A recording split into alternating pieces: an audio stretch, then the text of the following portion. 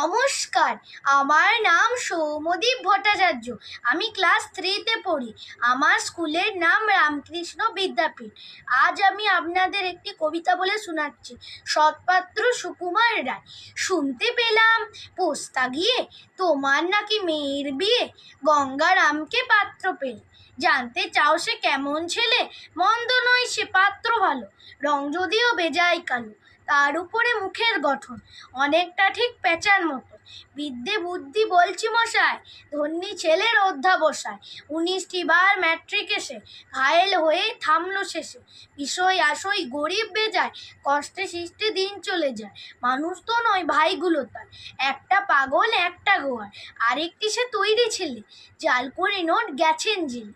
কনিষ্ঠতে তবলা বাজায়, যাত্রা দলে 5 টাকা পায়।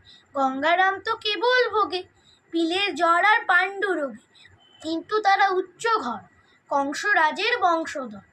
শ্যামলাহেরি বনগ্রামে কি যেন হয় গঙ্গারামে।